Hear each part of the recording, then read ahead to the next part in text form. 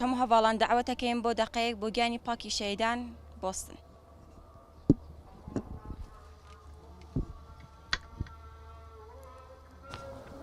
تێکدانی مەزاری شەهیدان نیشانەی داڕمانی دەسەڵاتی ئاکەپەیە. لە کاتێکدا گەلەکەمان لە پێناوی ئازادیەکانیدا بەرخۆدانی کردووە و دژی قڕکردن و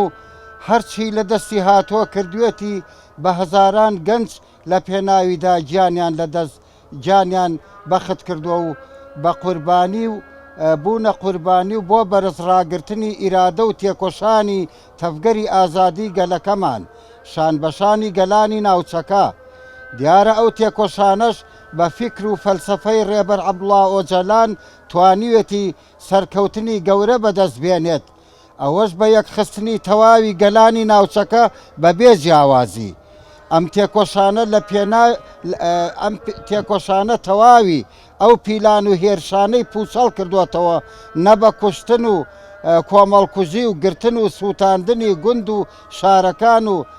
نە بەو هێزەی داعش کە هەرچی لەدەست هات بەرامبەر بە گەلەکەمان کردی نەیتوانی بگاتە مەرامەکانی. ڕۆژ بە ڕۆژ بەرەو شکستی گەورە دەچێت و دەسەڵاتی ئاکەپە لە ناو کۆمەڵگەی نێودەوڵەتیدا متمانەی لێ دەسەنرێتەوە،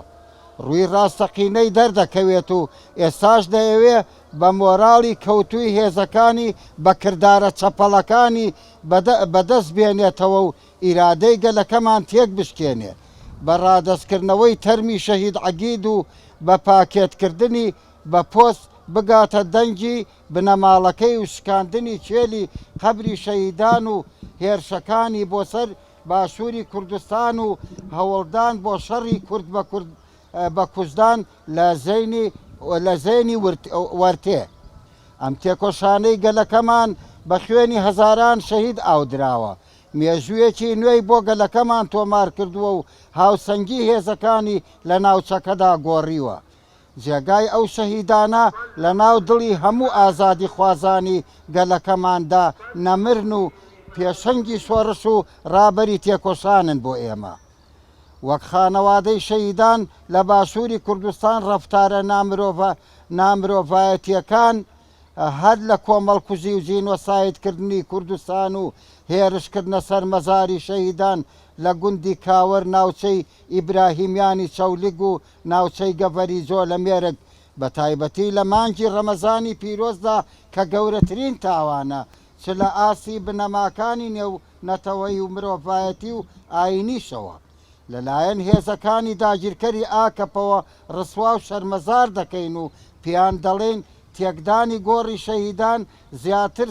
ترمان دەکات لەسەر تێکۆشان و ئەو تێکۆشانە بە خوێنی شەهیدان سۆزی داوە و بۆ بەردەوامبوون لەسەر ڕێبازیان و یەکخستنی گەلەکەمان ئەوەش داخوازی شەهیدانە و شەهیدان پێشەنگی شۆڕشی کوردستانن. بژی تێکۆشانی ئازادی گەلەکەمان ڕوسیایی و شەرمەزاری بۆ دەسەڵاتی ئەکەپە و مەهەپەی فاشست شەهیدان نامرن. خانەوادەی شەهیدان لە باشووری کوردستان 4/5/2020 بێژی یەکێتیە گەلی کورد، بێژی یەکێتیە گەلی کورد، بێمرێ خیانەت